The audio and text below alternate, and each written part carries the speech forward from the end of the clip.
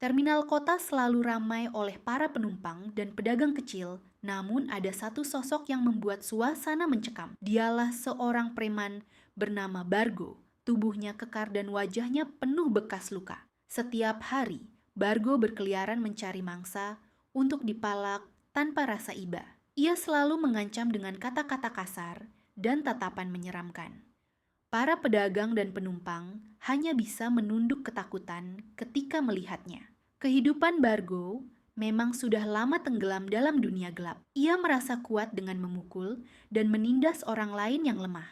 Bahkan, polisi pun seringkali tutup mata karena takut berurusan dengannya. Bargo menikmati hidup dengan uang hasil memalak, mabuk, dan berfoya-foya. Semua orang di terminal sepakat Bargo adalah mimpi buruk yang nyata. Tidak ada satupun yang berani menentangnya secara langsung. Suatu malam, Bargo kembali beraksi. Ia mendekati seorang penumpang muda yang baru turun dari bus malam dengan wajah lelah. Dengan kasar, ia meminta uang dan menendang tas bawaan pria tersebut.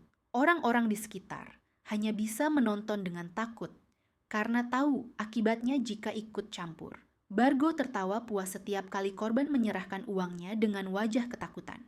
Namun, malam itu terasa berbeda. Pria muda itu menolak memberikan uangnya. Ia berkata dengan suara lantang bahwa dirinya bukan orang lemah yang bisa ditindas.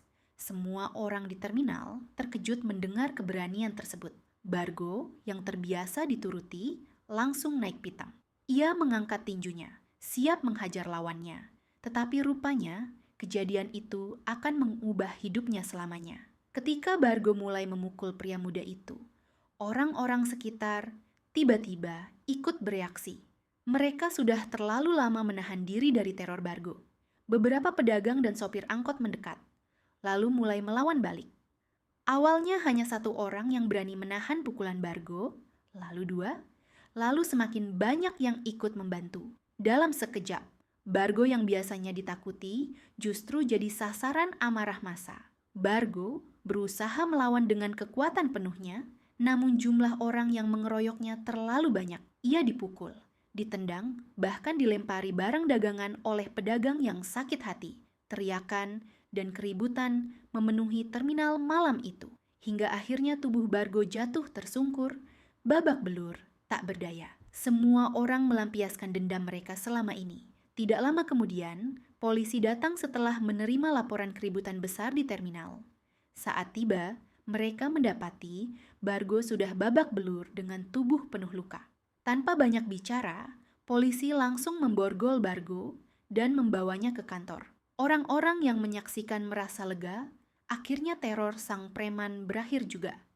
Mereka bersorak kecil, meski masih gemetar karena apa yang baru saja terjadi. Bargo dibawa ke sel tahanan dengan kepala menunduk. Untuk pertama kalinya, ia merasa benar-benar kalah. Tak ada yang membelanya, tak ada yang peduli. Dunia gelap yang selama ini ia banggakan kini berbalik menghancurkannya. Malam itu, Bargo merenung dalam dinginnya sel penjara. Rasa sakit di tubuhnya kalah jauh dari rasa sakit di dalam hatinya.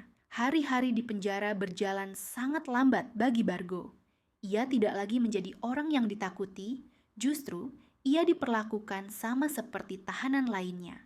Ia harus mengikuti aturan, makan seadanya, tidur berdesakan, dan bekerja kasar setiap hari. Kesombongan yang dulu melekat pada dirinya perlahan runtuh satu demi satu. Bargo mulai menyadari betapa sia-sianya hidup yang ia jalani selama ini. Namun, di balik semua itu, Bargo juga belajar arti kesabaran. Ia mulai sering merenung setiap malam, mencoba memahami apa yang salah dari hidupnya. Walaupun awalnya sulit, hatinya mulai terbuka sedikit demi sedikit. Kata-kata seorang napi tua yang rajin beribadah mulai menggugah pikirannya. Jangan biarkan masa lalumu menentukan masa depanmu. Begitu kata napi itu. Ucapan itu terngiang dalam pikirannya. Bargo mulai tertarik mengamati napi tua yang setiap hari selalu membaca kitab suci. Walaupun tempat itu penuh sesak dan bising, pria tua itu tetap tenang dalam ibadahnya. Setiap kata-kata doa yang terucap membuat hati Bargo gelisah. Ia merasa seolah ada cahaya yang perlahan masuk ke dalam relung jiwanya. Rasa marah yang dulu selalu membara, kini mulai mereda. Malam demi malam, Bargo diam-diam memperhatikan. Hingga suatu ketika, ia memberanikan diri bertanya tentang hidup dan makna kesabaran. Napi tua itu menjawab dengan lembut, tanpa sedikit pun merendahkan masa lalu Bargo. Dari situlah, Bargo mulai belajar berdoa, meskipun awalnya terasa canggung. Namun, untuk pertama kalinya ia merasa damai, walaupun masih hidup di balik jeruji besi. Seiring waktu, rasa sesal semakin menghantam Bargo. Ia teringat wajah-wajah orang yang pernah ia sakiti di terminal. Para pedagang kecil, penumpang yang ditakuti, bahkan anak-anak yang pernah menangis karena ulahnya. Semua itu kini seakan menampar dirinya di dalam kesunyian malam. Bargo menyadari betapa kejinya hidup yang ia jalani dulu. Ia menangis diam-diam di sudut sel, mencoba menyembunyikan air matanya dari tahanan lain. Namun, hatinya semakin ringan setelah berani meneteskan air mata penyesalan. Ia mulai berjanji pada dirinya sendiri untuk berubah jika kelak bebas. Meski belum tahu bagaimana, ia ingin menebus kesalahan masa lalunya. Penyesalan itulah yang menjadi awal tekad barunya. Setelah bertahun-tahun mendekam di penjara, akhirnya tiba hari kebebasan Bargo. Ia keluar dengan langkah gontai, tanpa harta, tanpa keluarga, tanpa siapapun yang menunggu. Dunia luar terasa asing, namun ia bertekad untuk tidak kembali menjadi orang lama. Ia memutuskan meninggalkan kota tempat ia dikenal sebagai preman. Tujuannya hanya satu, memulai hidup baru. Bargo menumpang kendaraan menuju kota lain. Di sepanjang perjalanan, ia menatap keluar jendela dengan pikiran yang penuh harapan.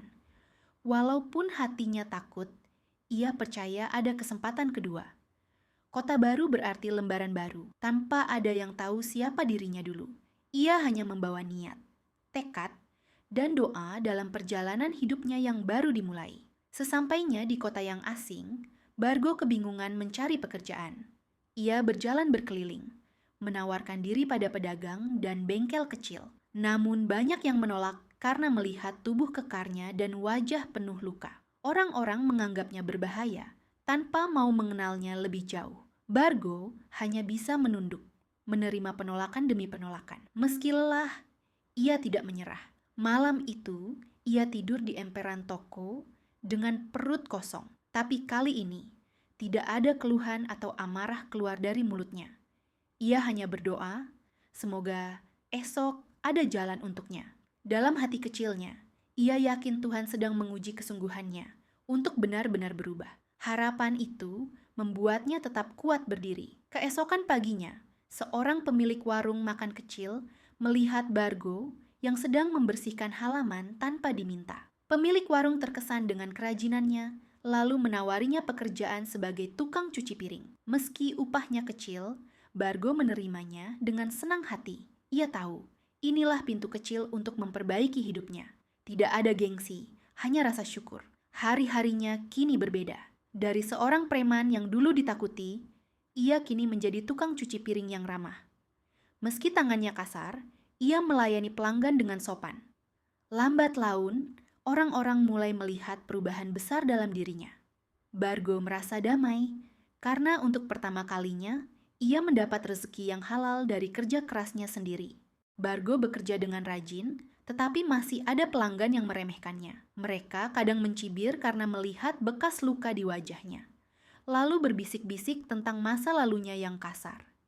Hati Bargo sakit, namun ia memilih diam.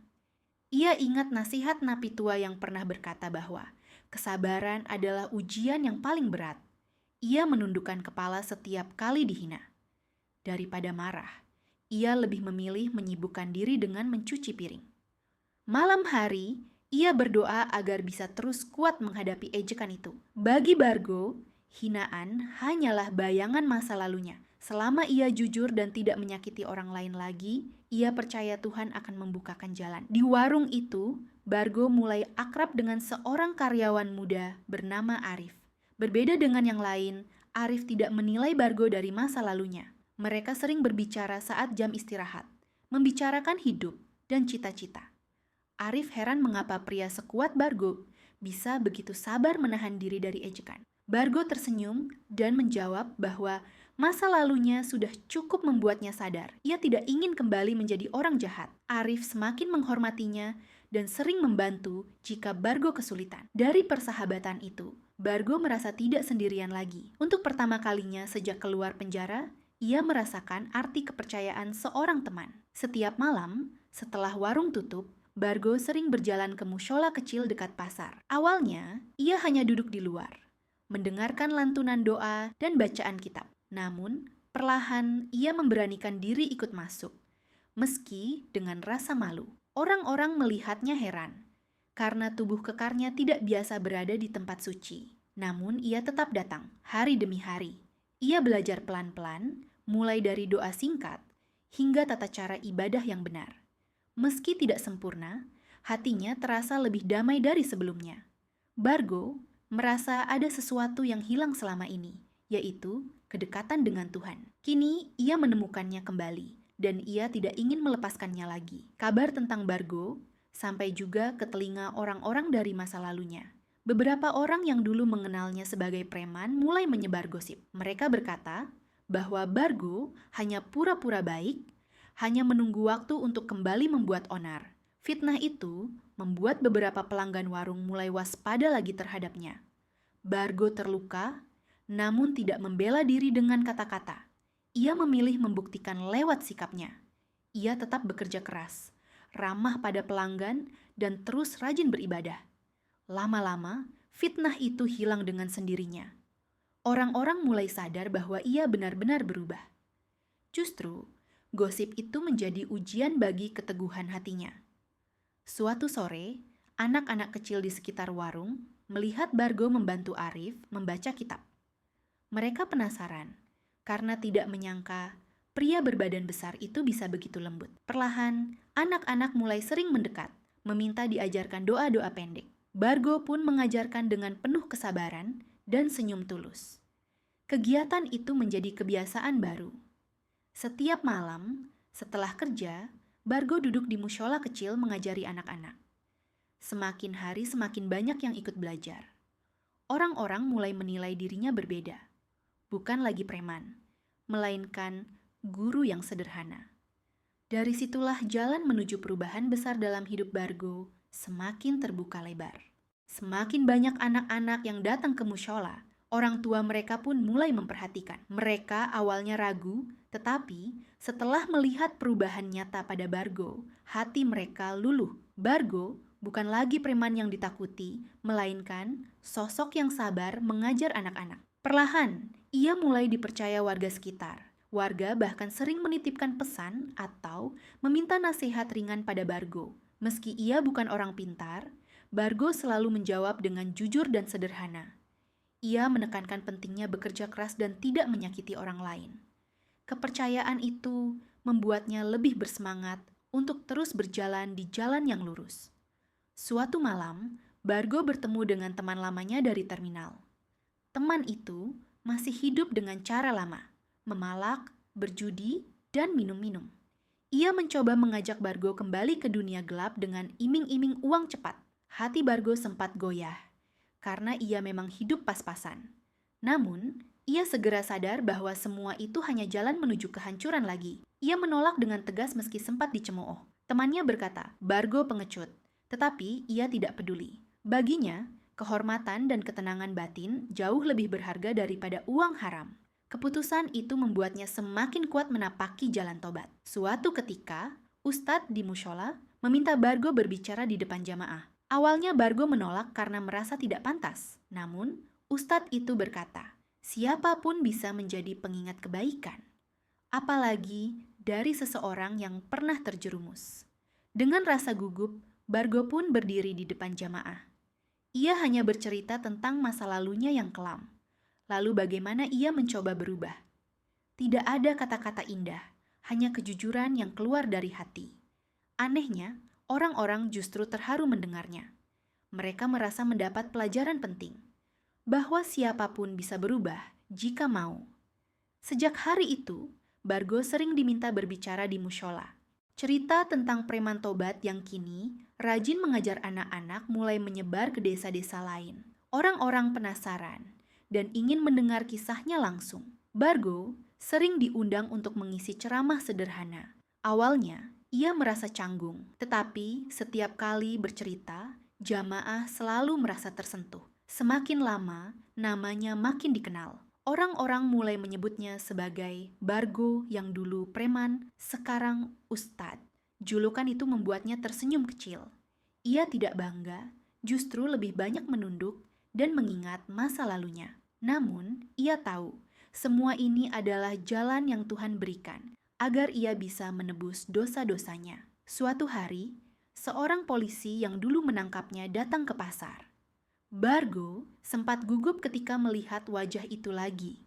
Polisi itu mendekat dan menatapnya lekat-lekat, lalu berkata, ia tidak menyangka Bargo bisa berubah sejauh ini. Ia bahkan menyalaminya dengan hangat. Bargo hampir meneteskan air mata. Ia teringat betapa keras dirinya dulu, hingga akhirnya babak belur di terminal dan ditangkap polisi. Kini, justru polisi itu mengakui perubahannya. Bargo merasa benar-benar diberi kesempatan kedua dalam hidup. Dari situ, ia semakin yakin, tidak ada kata terlambat untuk bertaubat. Suatu hari, Bargo mendapat undangan dari sebuah musyola kecil di kota. Jamaah di sana mendengar cerita tentang perubahan hidupnya. Awalnya Bargo ragu, karena belum pernah ceramah di hadapan orang banyak di kota. Namun, ustadz kampungnya mendorong agar ia berani. Dengan baju sederhana dan sorban lusuh, ia berangkat ke kota. Jamaah menyambut dengan penuh rasa ingin tahu. Saat ia bercerita tentang masa lalunya yang hitam dan bagaimana ia berusaha bangkit, banyak orang meneteskan air mata. Itulah awal perjalanannya dikenal lebih luas. Meskipun mulai sering diundang ke berbagai tempat, Bargo tetap hidup sederhana. Ia masih tinggal di rumah kontrakan kecil bersama istrinya.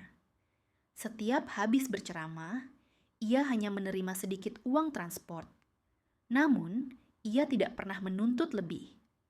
Kesederhanaannya justru membuat orang semakin hormat padanya.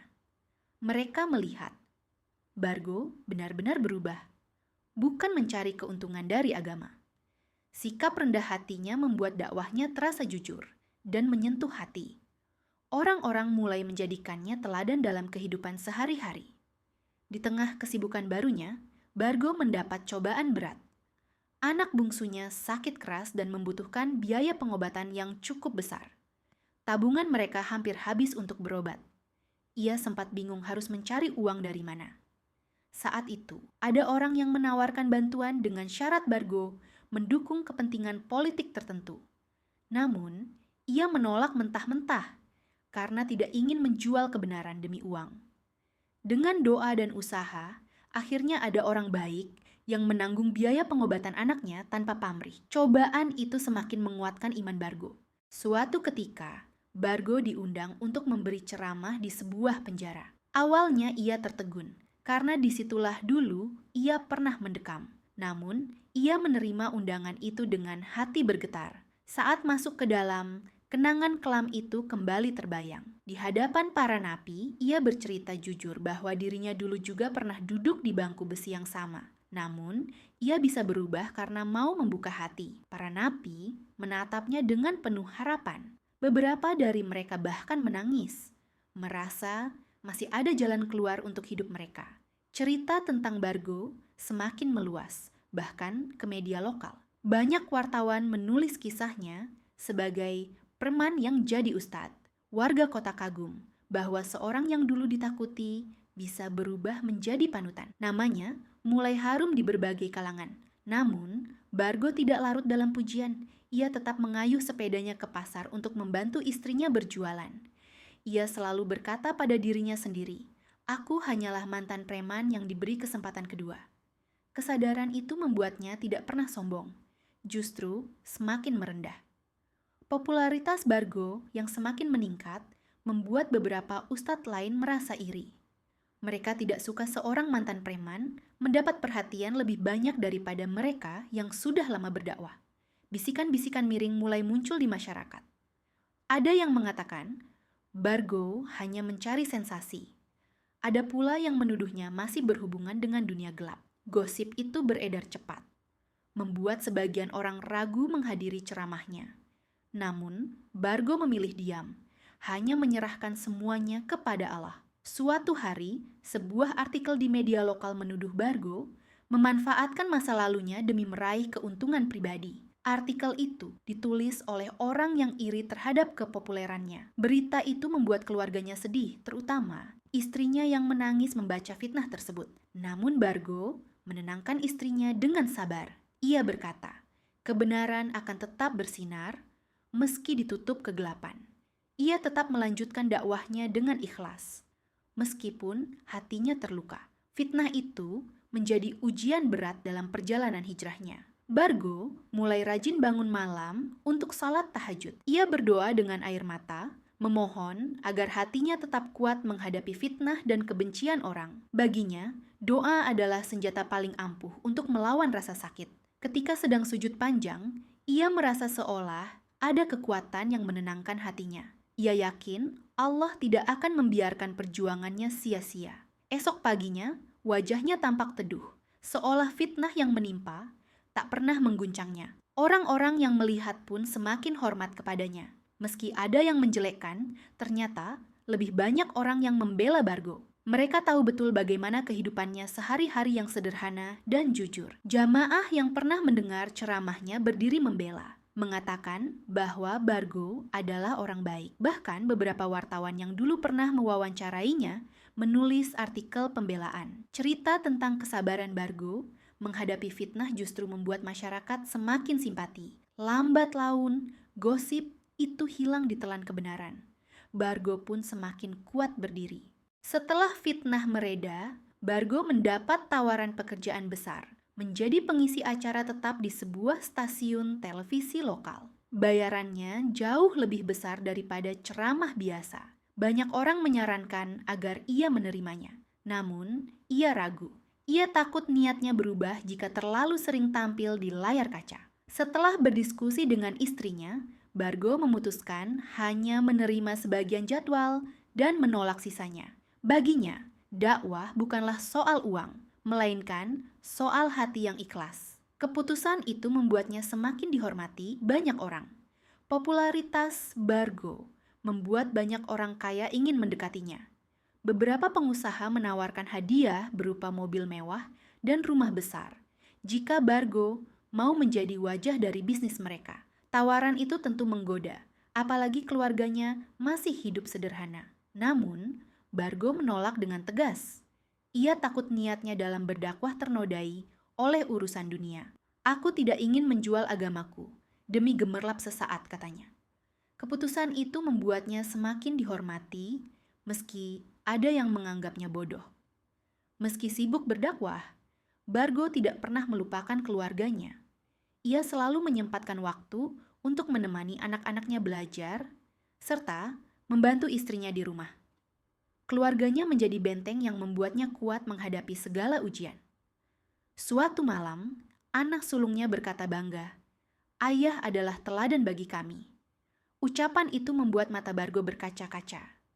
Baginya, keberhasilan sejati bukanlah saat dipuji banyak orang, melainkan ketika bisa menjadi teladan baik untuk keluarganya sendiri. Di tengah perjalanan dakwahnya, muncul sekelompok orang yang terang-terangan menolak kehadirannya. Mereka menganggap Bargo tidak pantas berbicara soal agama karena masa lalunya yang kelam. Setiap kali ia berceramah, kelompok itu datang untuk mengganggu. Meskipun hati Bargo tersakiti, ia tetap tenang. Ia tidak pernah membalas dengan marah, hanya menjawab dengan senyum dan doa. Perlahan, orang-orang melihat perbedaan sikap. Kelompok itu penuh kebencian, sementara Bargo tetap tenang penuh kasih. Itu membuat banyak orang semakin berpihak kepadanya. Suatu hari, di sebuah masjid besar, Bargo bertemu dengan pria yang dulu pernah dipalaknya di terminal. Pria itu tampak terkejut sekaligus bingung, tidak menyangka preman yang pernah menindasnya kini berdiri di mimbar sebagai pendakwah. Setelah ceramah selesai, pria itu menghampiri Bargo dengan hati bergetar.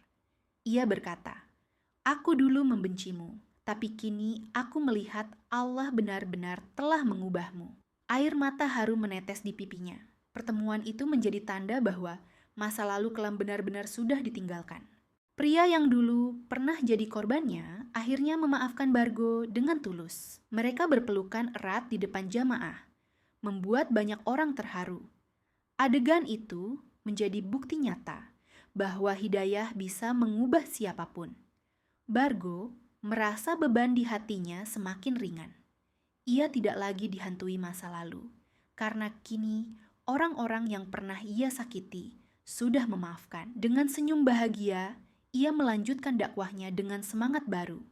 Hidupnya terasa semakin damai dan penuh berkah. Kabar tentang Bargo semakin meluas hingga keluar kota. Undangan ceramah mulai berdatangan dari berbagai daerah. Bahkan stasiun televisi pun meliputnya. Banyak orang terinspirasi karena kisah hidupnya yang berubah dari preman menjadi tokoh agama. Namun, ketenaran ini bukan tanpa risiko. Bargo mulai merasa lelah karena jadwal yang padat. Ia khawatir jika kesibukan ini membuatnya lalai terhadap keluarga. Maka, ia pun mulai membatasi undangan dan lebih selektif dalam memilih tempat berdakwah. Di balik ketenaran, muncul juga orang-orang yang ingin memanfaatkannya. Beberapa politisi mencoba mendekati Bargo, berharap ia mau mendukung kepentingan mereka. Tawaran itu menggiurkan, karena disertai dengan janji materi yang besar. Tetapi, Bargo tetap teguh. Ia menolak ikut campur urusan politik. Aku bukan alat siapapun. Tugasku hanya mengajak orang kembali ke jalan Allah, katanya tegas. Sikap itu membuat sebagian pihak kecewa, namun justru menambah hormat masyarakat padanya. Seiring ketenarannya, fitnah pun mulai berdatangan. Ada kabar yang beredar bahwa Bargo hanya berpura-pura bertobat demi mencari simpati. Sebagian orang mulai meragukan ketulusannya, terutama mereka yang iri akan pengaruhnya. Bargo memilih diam dan menyerahkan semuanya pada Allah. Ia terus menjalankan dakwahnya dengan jujur, tanpa menanggapi kabar miring. Lambat laun, orang-orang menyadari bahwa fitnah itu tidak benar, karena keistiqomahannya tetap terlihat nyata dalam keseharian. Dalam masa-masa sulit itu, keluarga menjadi penopang terbesar bagi Bargo. Istrinya selalu memberikan semangat, sementara anak-anaknya dengan bangga tetap mendukung langkah ayah mereka. Rumah sederhana mereka menjadi tempat paling damai setelah lelah di luar. Bargo menyadari bahwa tanpa keluarga, mungkin ia sudah jatuh lagi ke dalam jurang putus asa. Ia selalu berdoa agar Allah menjaga keluarganya dari fitnah dan ujian dunia. Doa itu menjadi sumber kekuatannya dalam melanjutkan perjalanan dakwah. Suatu ketika, Bargo mendapat undangan khusus dari seorang ulama besar di kota besar. Ulama itu memuji perubahan Bargo sebagai bukti nyata kekuasaan Allah. Ia bahkan meminta Bargo untuk berdiri di sampingnya dalam sebuah acara keagamaan besar. Di hadapan ribuan jamaah, ulama besar itu berkata, "Inilah bukti bahwa siapapun bisa mendapat hidayah. Bahkan seorang preman sekalipun." Jamaah pun menitikkan air mata, sementara Bargo menunduk penuh syukur. Momen itu membuat namanya semakin harum di seluruh negeri. Semakin tinggi pohon, semakin kencang angin yang menerpa. Begitu juga dengan Bargo, yang kini mulai mendapat cibiran dari sebagian pendakwah lain. Mereka merasa tersaingi karena jamaah lebih banyak tertarik pada kisah hidup Bargo. Bargo menanggapinya dengan rendah hati. Ia selalu berkata, "Aku hanyalah hamba Allah yang berdosa. Jika ada yang baik dariku, itu semua hanya karunia-Nya." Kata-kata itu membuat sebagian orang luluh, namun sebagian lain tetap menyimpan rasa iri. Pada suatu acara besar, seorang pendakwah dengan sengaja menyinggung masa lalu Bargo di hadapan banyak orang. Ia menyebut Bargo tak layak jadi panutan karena pernah jadi preman. Suasana sempat ricuh dan banyak yang tersinggung mendengar hinaan itu. Namun, Bargo tetap tenang. Ia hanya tersenyum dan berkata, "Benar, dulu aku preman. Justru karena itu, aku sadar betapa besarnya rahmat Allah yang mengubah hidupku." Jawaban sederhana itu membuat jamaah terdiam dan akhirnya berbalik membela Bargo. Suatu hari, Bargo diundang ceramah ke terminal lama, tempat dulu ia berkuasa sebagai preman. Saat melangkah di sana, kenangan kelam langsung menyeruak. Ia ingat betapa banyak orang yang pernah ia sakiti. Dengan suara bergetar, Bargo meminta maaf kepada semua orang yang hadir. "Jika ada yang pernah aku sakiti, aku mohon ampun kepada Allah dan kepada kalian," katanya. Air mata banyak orang menetes, menyaksikan betapa besar perubahan lelaki itu. Di antara jamaah terminal itu, Ada seorang lelaki tua yang pernah dipalak Bargo di masa lalu. Ia berdiri sambil menatap Bargo dengan mata berkaca-kaca. Semua orang menahan napas, menunggu apa yang akan ia lakukan. Lelaki tua itu justru maju dan memeluk Bargo erat-erat. "Aku sudah lama memaafkanmu, nak. Sekarang aku malah bangga melihatmu jadi orang baik," ucapnya. Bargo menangis terseduh, merasa bebannya yang dulu begitu berat akhirnya mulai terangkat. Sepulang dari terminal lama, hati Bargo terasa ringan. Ia menyadari tobat bukan hanya tentang meninggalkan keburukan, tetapi juga tentang keberanian meminta maaf. Perjalanan itu menjadi titik penting dalam hidupnya. Kini Bargo semakin mantap menapaki jalan dakwah. Ia mengajarkan pada jamaah bahwa sebesar apapun dosa seseorang, pintu ampunan Allah selalu terbuka. Pesannya sederhana namun kuat, sehingga banyak orang semakin yakin untuk berubah menjadi lebih baik. Bargo mulai merasa bahwa dakwahnya butuh wadah yang lebih tetap. Atas saran beberapa jamaah, ia membangun sebuah pesantren kecil di pinggiran kota. Tanahnya berasal dari hasil kerja keras dan donasi masyarakat. Pesantren itu awalnya hanya terdiri dari beberapa gubuk bambu sederhana. Meski sederhana, semangat para santri begitu tinggi. Mereka belajar mengaji, ilmu agama, dan juga keterampilan hidup. Bargo merasa kehidupannya kini jauh lebih bermakna. Keberadaan pesantren kecil itu membuat banyak orang tergerak membantu. Namun tak sedikit pula yang iri. Ada yang menuduh Bargo mencari keuntungan di balik dakwah. Gosip itu beredar di warung kopi hingga media sosial. Bargo menghadapi semua tuduhan dengan sabar. Ia tidak membalas fitnah dengan amarah. Sebaliknya, ia terus bekerja keras menunjukkan bahwa pesantrennya benar-benar untuk kepentingan umat. Perlahan, fitnah itu sirna dengan sendirinya. Suatu malam, Bargo menemukan beberapa anak jalanan tidur di sekitar terminal. Hatinya tergerak untuk menolong mereka. Ia membawa mereka ke pesantren kecilnya, memberi makan, dan menyediakan tempat tinggal seadanya. Anak-anak itu merasa bahagia mendapatkan rumah baru. Mereka belajar mengaji, membaca, menulis, bahkan keterampilan berdagang kecil-kecilan. Perlahan, anak-anak yang dulunya nakal berubah menjadi anak-anak yang berakhlak baik. Kebaikan Bargo menyebar dari mulut ke mulut. Semakin banyak orang tua yang menitipkan anak mereka di pesantren. Bahkan ada yang berasal dari desa-desa jauh. Hal ini membuat pesantren semakin berkembang. Bargo menolak semua pujian pribadi. Ia selalu berkata, "Ini bukan kerjaanku, tapi kerja Allah melalui kita semua." Kerendahan hati itu membuat masyarakat semakin percaya dan hormat kepadanya. Bargo kini dianggap sebagai teladan hidup. Pada suatu acara besar, Bargo bertemu dengan seorang polisi tua. Polisi itu ternyata orang yang dulu menangkapnya di terminal setelah pengeroyokan. Kini, mereka kembali bertemu dalam suasana sangat berbeda. Polisi itu menyalami Bargo dengan mata berkaca-kaca. "Dulu, aku menangkapmu sebagai preman. Hari ini, aku bangga bertemu denganmu sebagai guru umat." Bargo hanya bisa terisak. Merasakan betapa Allah telah membalikan hidupnya dengan cara yang indah. Pesantren yang awalnya hanya gubuk bambu kini mulai berkembang pesat. Bantuan masyarakat, donatur, hingga pemerintah mengalir deras. Gedung-gedung baru mulai berdiri dan fasilitas belajar semakin lengkap untuk para santri. Meski demikian, Bargo tetap hidup sederhana.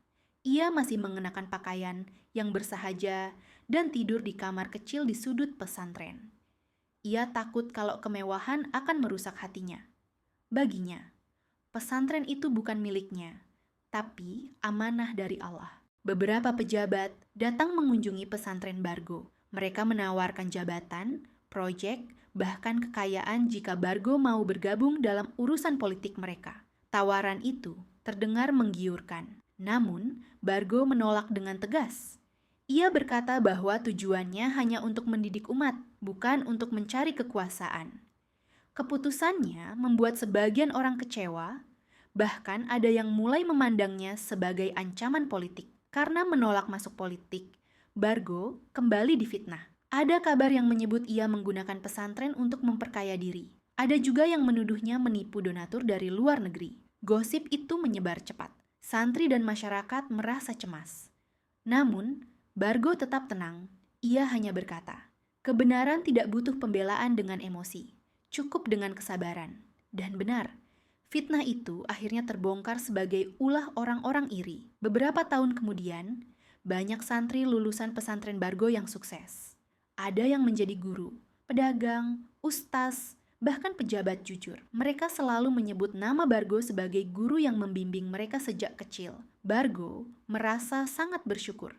Baginya, kesuksesan santri-santrinya adalah harta terbesar yang ia miliki. Ia selalu berdoa agar mereka tetap rendah hati dan tidak lupa dengan pesantren tempat mereka belajar dulu. Di tengah kesibukannya, Bargo tidak pernah melupakan keluarganya.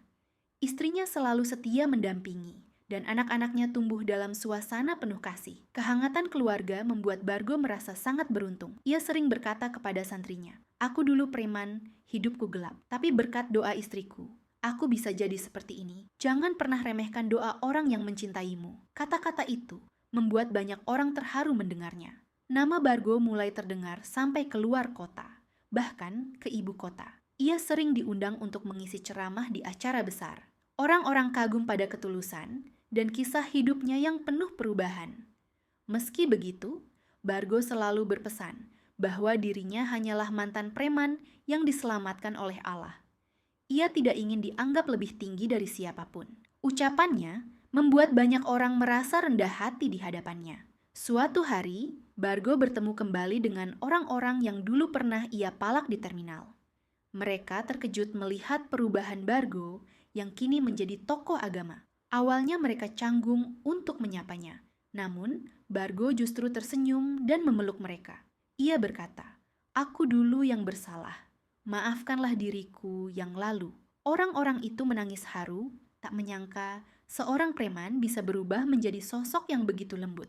Di tengah kesibukannya, Bargo mulai jatuh sakit. Tubuhnya yang dulu kuat kini melemah seiring usia. Dokter menyarankan agar ia banyak beristirahat dan mengurangi aktivitas. Namun, Bargo tetap berusaha hadir di tengah santrinya. Baginya, berbagi ilmu adalah kebahagiaan terbesar. Santri-santri pun semakin menyayanginya dan bergantian merawatnya dengan penuh cinta. Menjelang akhir hayatnya, Bargo memberikan nasihat terakhir di hadapan keluarga dan santrinya. Ia berkata, "Jangan sombong meski kalian sukses, dan jangan rendah diri meski kalian pernah jatuh. Allah selalu menilai hati kita." Air mata mengalir dari wajah semua orang yang mendengarnya. Mereka tahu Bargo sedang berpamitan. Namun, ucapan itu menjadi warisan berharga yang terus mereka ingat sepanjang hidup. Akhirnya, Bargo berpulang dengan tenang. Kabar kepergiannya membuat banyak orang datang melayat, dari masyarakat biasa hingga pejabat tinggi. Semua merasa kehilangan sosok yang penuh ketulusan. Namun, pesantren dan jejak kebaikannya tetap hidup. Bargo dikenang bukan sebagai preman, melainkan sebagai tokoh agama yang telah membuktikan bahwa manusia bisa berubah. Kisahnya menjadi inspirasi bagi banyak orang sepanjang zaman.